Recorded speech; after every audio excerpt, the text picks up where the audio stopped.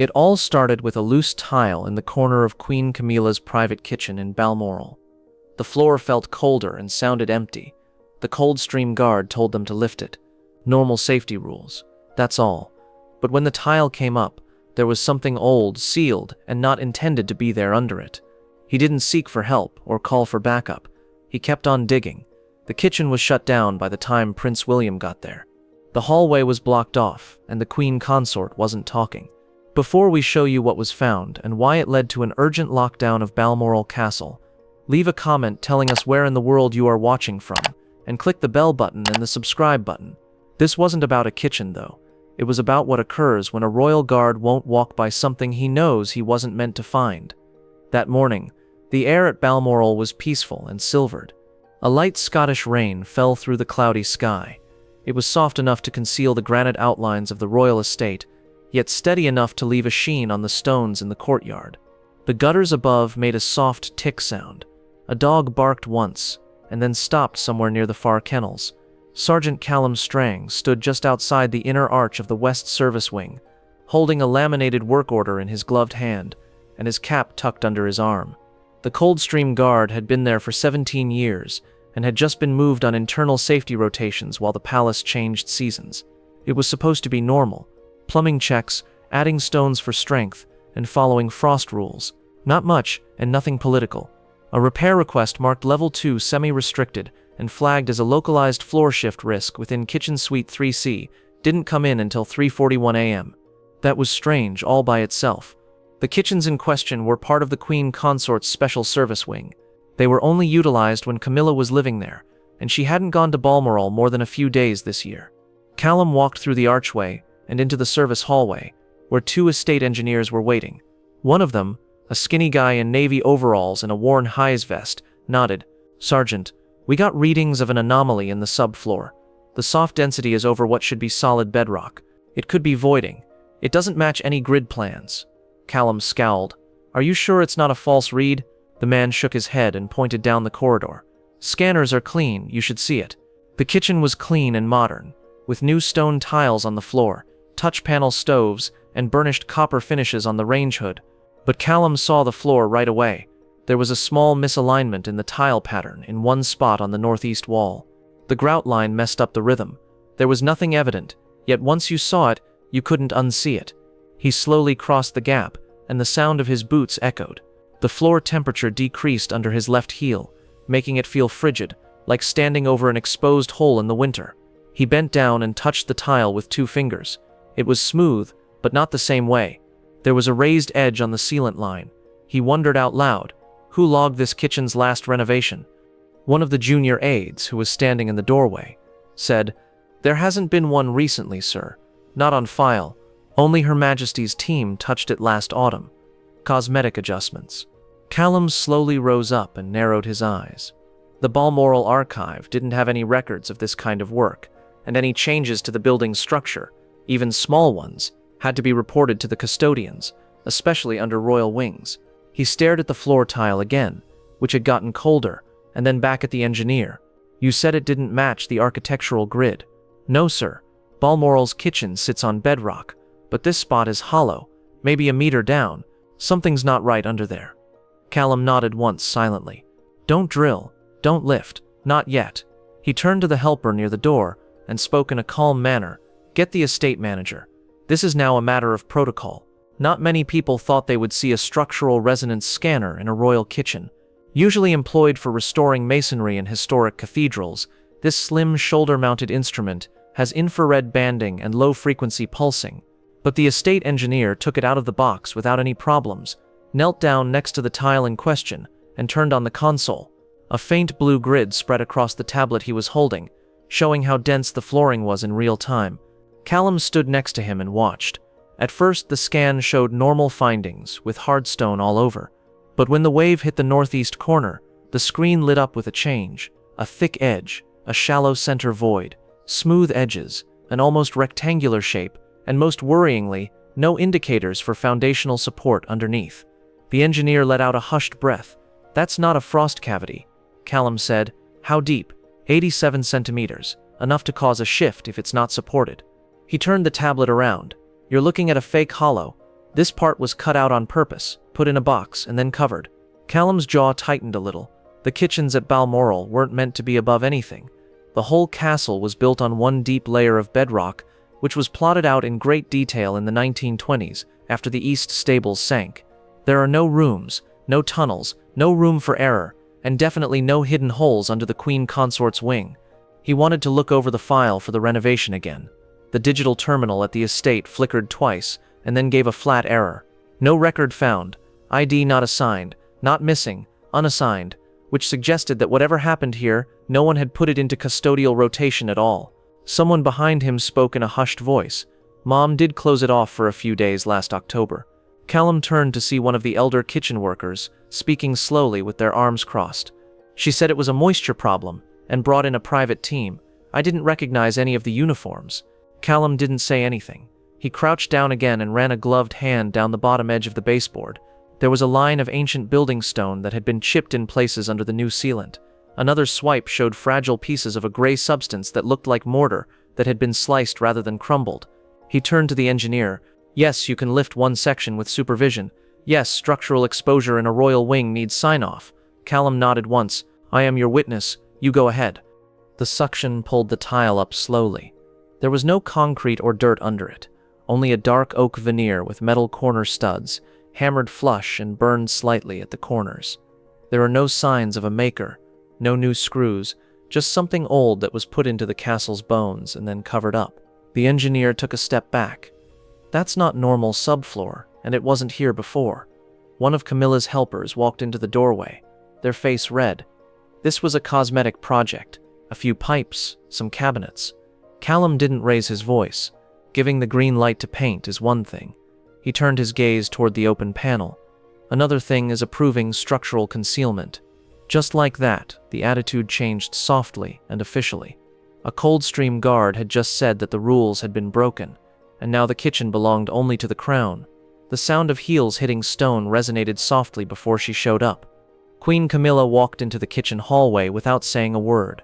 Her silver blonde hair was slightly wet from the rain outside, and she wore a light coat over one shoulder. Her two personal assistants followed her with stiff steps and tense features. She rapidly took in the scene, the engineers standing back and the exposed floor tile. Sergeant Callum Strang stood straight next to the open sub-panel, with a clipboard under one arm, and his gloves neatly folded over his wrist. Her voice was calm. Sergeant, why has this wing been stopped? I was told it was just a minor maintenance check. Callum walked forward and stood up straight. Mom, while checking the floor for structural safety, we found an undocumented void under the kitchen. Subfloor readings show that there is a chamber that was purposefully hidden and is not shown on Balmoral's foundational grid. Camilla lifted her eyebrow. An hidden room in a kitchen. She sounded a little amused. Sergeant, this estate is almost 200 years old. There are forgotten cellars all over it. This is probably just an old storage space. Callum didn't move. Maybe. But the panel covering it isn't original. The oak has been strengthened with new fasteners. The hinge mounts were replaced in the last year. This space wasn't just forgotten. It was used and then sealed again. Camilla's face went blank. Close the hatch and finish the inspection later. The kitchen is needed in 2 hours for a luncheon for visiting trustees. I'm sorry, Mom, Callum murmured. In 1924, Balmoral's foundations were thoroughly mapped. There are no voids under this wing, and according to structural protocol, any unexpected chamber, especially one under a service wing, must be documented and secured before access is restored. Camilla moved closer and said more quietly, "This is my private kitchen suite. My team did the renovations because there was a moisture problem, and the flooring had warped. I didn't see the need to get the government involved for small jobs," Callum said right away. Under Castle Integrity Order 4B, any change to the structure, no matter how small, must be reported to the custodial. This includes taking out original floor slabs, even for a queen consort. Her eyes furrowed. Are you saying you're going against a royal resident's decision? Callum looked at her calmly and quietly. No, Mom. I'm following the Crown's rules for the safety of the building where the resident lives. The air got thicker.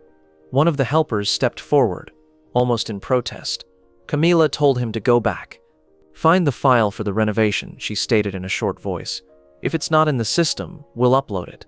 Callum gave a very small nod. Of course. but access stays closed until it's verified. Camilla didn't say anything.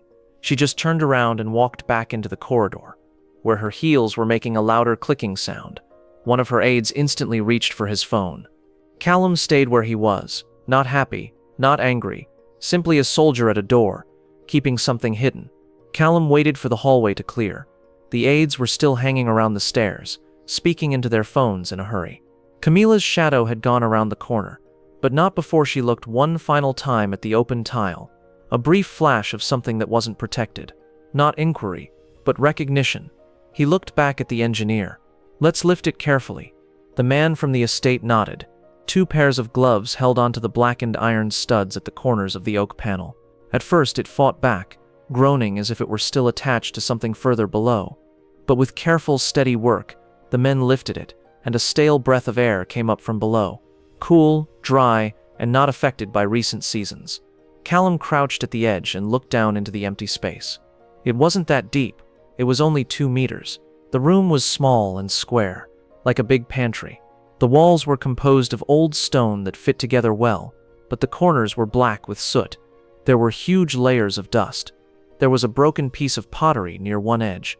The most interesting thing, though, was what was in the middle, a rusted iron ring that was bolted to the floor, and next to it the clear hinge marks of a second hatch. Callum's voice was quiet. This wasn't a crawl space for maintenance. It's a burial layer. It's part of historical architecture. The engineer used a small flashlight to look around the room. The light traveled over old brick grooves, an old drainage pipe, and a piece of new stone mortar that had been pressed into the wall where a pipe had been taken out. But the hinge mount was what really attracted his eye. He pointed. "That bolt is new, stainless steel, and was just replaced, last few years at most." Callum climbed down the old service ladder, his boots making a tiny sound against the rungs. When he got to the bottom, he crouched down to look at the hinge bracket. The dust patterns around it had been messed up, not settled. Someone had come here. Someone had been here. His eyes wandered to the lock. It was new. A simple industrial latch was placed over what had originally been a wrought iron twist seal. There were no insignia or archive numbers. It was just function over form, which made it new and different from this framework. He said, "Get me bolt cutters." There was a break. After that, the engineer moved. Someone in the hallway yelled, "Sergeant, that's not necessary. You've made your point." Callum didn't even look up. He sat there and waited. He moved the cutters over the lock and closed the handles in one quick motion when they got there. The lock broke. He got ready, and then lifted. The hatch crept open with a sigh that seemed like it didn't want to. Inside, it was dark, and there was a frigid gust of air that made his teeth hurt. The kind of air that has been still for a long time. The sound of footsteps came again from above, although it was quieter this time. Camilla was back at the door. She didn't say anything, but her pale, drawn face and stiff jaw screamed more than any complaint. Callum simply looked at her once. She knew, and he had just told her. Callum's weight made the iron ladder creak as he went down into the dark. The beam from his flashlight caught bits of stone dust floating in the air. The particles moved slowly, as if they had been there for years and were only just disturbed.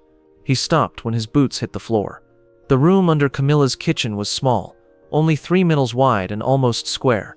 The tops of the stone walls curled in a shallow arch. An ancient mortar hung down like calcified veins. The smell was dry and earthy, like the inside of a locked cupboard with an ancient book in it. Someone had sealed this area on purpose. It hadn't fallen down or been forgotten. There were faint chalk lines on the distant wall that followed the curve of the stone.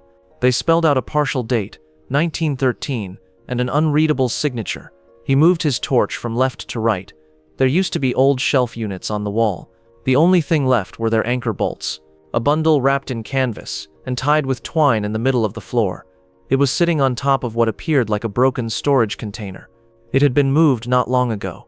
The dust around it hadn't settled yet. It had been brushed back, not by chance, but on purpose. The last person to go into this area had touched that package and then sealed the room above it again. Callum knelt next to it. He leaned out, pulled the present a little closer to him, and started to unroll the canvas. The fibers were stiff because they were old, but the things inside were completely dry. Inside was a thick, heavy leather-bound ledger with a damaged but still complete cover. There was a thin golden symbol in the top corner that said G.V. George V. He opened the lid. There was a beautifully written date on the first page, April 7, 1912. Private register for Balmoral estate allotment. Callum blinked once. This wasn't a journal for cooks. It was not a record of expenses. It was a secret archive ledger that had estate land grants, tenancy migrations, and internal usage maps from before World War I. Some of the entries were crossed out.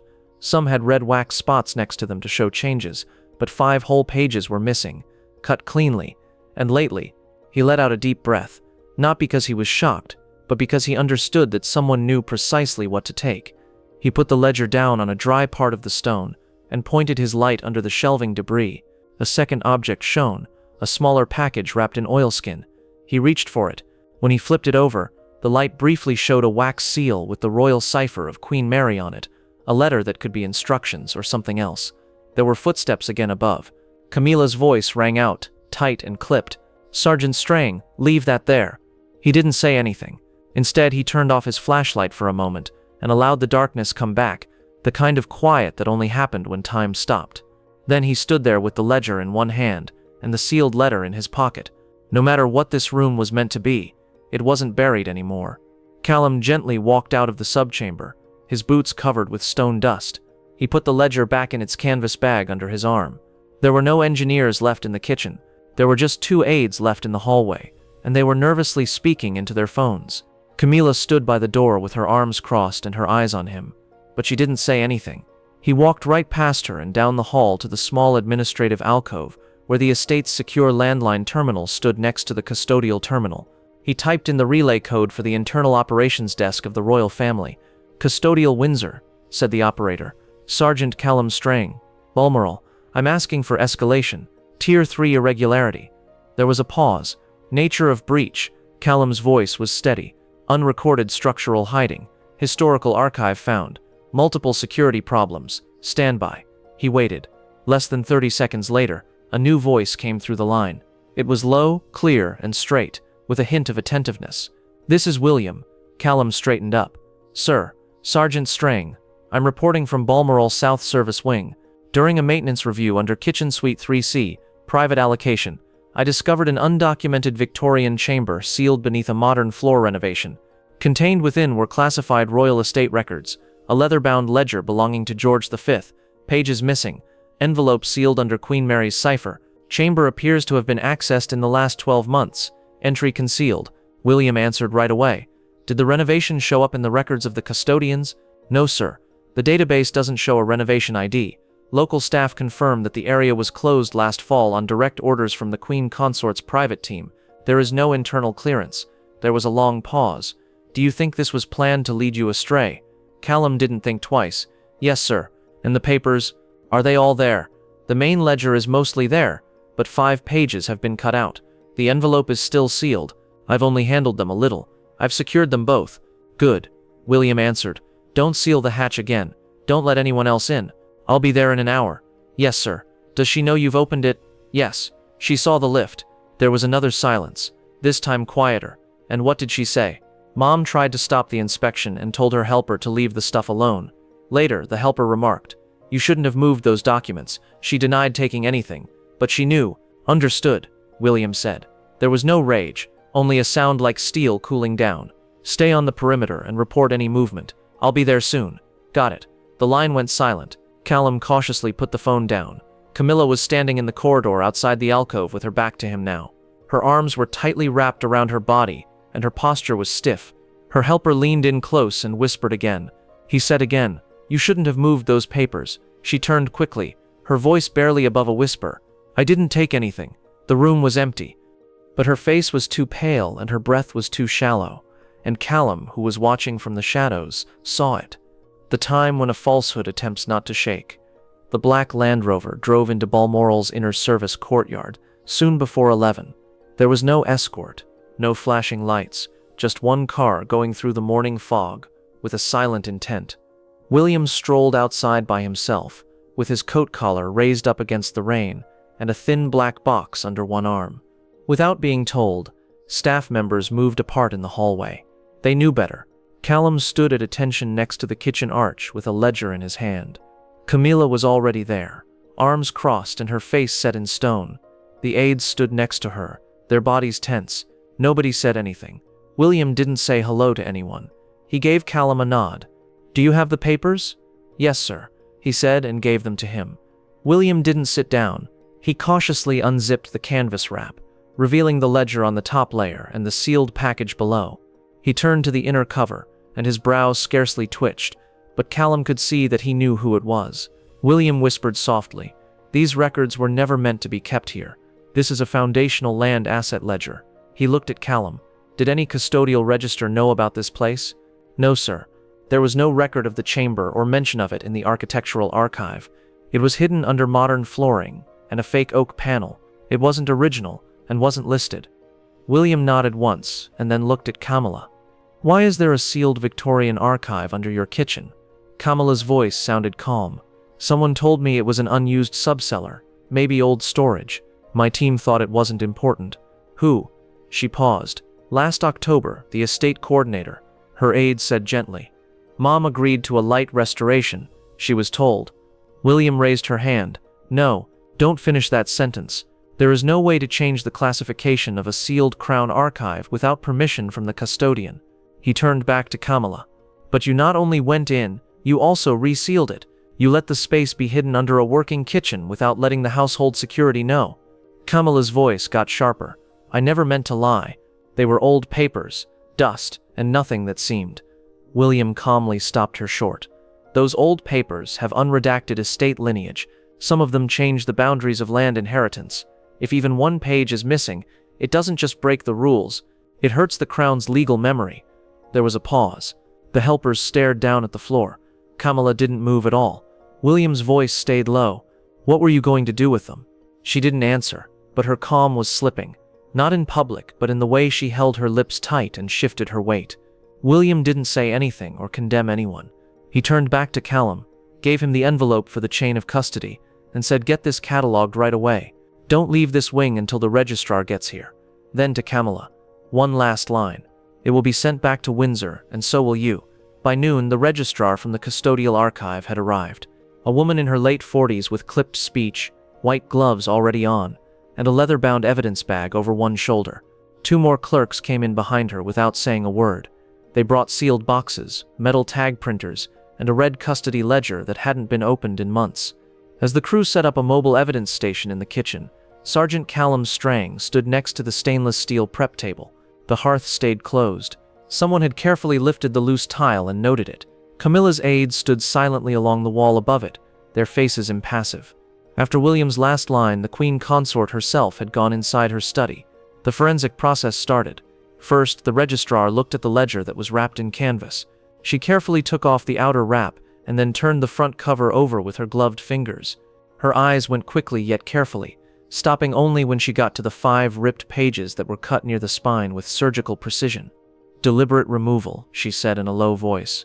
The second item, a sealed envelope with Queen Mary's cipher on it, was recorded as is, without being opened or scanned. It was put within a laminated archival sleeve. We took pictures of its wax seal from 3 different angles. Next, they took samples from the surroundings. We removed stone grit from the subchamber into clean tubes. They took off the metal fasteners that held the hatch shut and put them in a bag. A piece of mortar that was definitely newer than the bricks around it was taken from the cavity wall and kept for dating study. There were tags, logs, and 2 signatures on everything. Once in ink, once on a tablet. The registrar only spoke one more time. This ledger series was thought to have been lost in World War II. It has to do with early 20th century Balmoral estate boundaries. If the pages that were taken out had changes to land boundaries or tenant movements, the effects could be very wide-ranging. William, who was now observing from the corridor, nodded once. "Then we'll know soon." He looked at Callum. "All unregistered renovations on this estate. I want them flagged and reviewed by the end of the week. No exceptions, even for private contractors." Callum reacted right away. "Yes, sir." One of Camilla's aides in the corner of the room inquired quietly, "Will Her Majesty's contractors be notified?" William didn't even turn in that direction. If this was on purpose, they'll be banned from royal contracts right away and for good. A beat. "Mom," the helper said, looking down the hall. But Camilla didn't say anything. She stayed out of sight behind a door that was just slightly open. William took a step back toward the door to the kitchen. He stopped next to Callum one last time, looking over the things that were safe, and then the quiet kitchen floor. You saved more today than you think. No medal, no salute, just a nod and the quiet understanding of a monarchy that remembered everything it had to keep. The rain had stopped by late afternoon. There is only a light mist now, flowing down the eastern slope of Balmoral like breath on glass. The stones in the courtyard shone faintly as the last containers of evidence were carried into the archival truck. There were no royal flags or a convoy, just a white-paneled car with a crown emblem the size of a postage stamp moving away from the south wing without any fanfare. Sergeant Callum Strang stood under the overhang next to the maintenance body. He had his cap under one arm, and his collar was wet from the rain. The kitchen behind him was quiet now. The lights were off, the door was locked, and the floor was just covered with industrial boards until repairs could start. He turned back toward the castle after seeing the van's taillights fade away down the gravel drive. A few minutes later, Prince William came out of the sideway with his gloves off and his coat folded over one arm. He didn't say anything at first. He only looked at the sealed door. "Good job today, Sergeant." Callum nodded once. "Thank you, sir," William said, then stopped. No ceremony, no heavy stillness, simply a quick look at the granite walls that had shown something no one had anticipated to find for a few brief hours. After that, he left. Callum stayed for a little longer, not to think or celebrate, but just to stand where the floor had been messed with and know that it wouldn't be messed with again. A blast of wind blew across the courtyard, bringing with it the smell of damp pine and old mortar. Callum put on his gloves and then walked to the other side of the compound, where the duty board was waiting for him to sign. He didn't turn around. The kitchen was still behind him. Camilla too, but neither of them were moving. Sometimes the loudest consequence was the one that never had to raise its voice. Should a royal guard be able to go over the head of a queen consort if there is a suspicion of a breach in the structure or the archives? Do you believe Camilla knew what was under the kitchen, or did her helpers lead her astray? Would you have looked into it more or left it alone? Leave your opinions in the comments. We read all of them. If you think that protocol should always come before privilege, hit like to never miss what truly goes on behind the crown's locked walls. Click the bell symbol to subscribe. And if you think history should never be forgotten, share this video. Now look at the following story on your screen, and we'll see you again tomorrow. Same place, same time.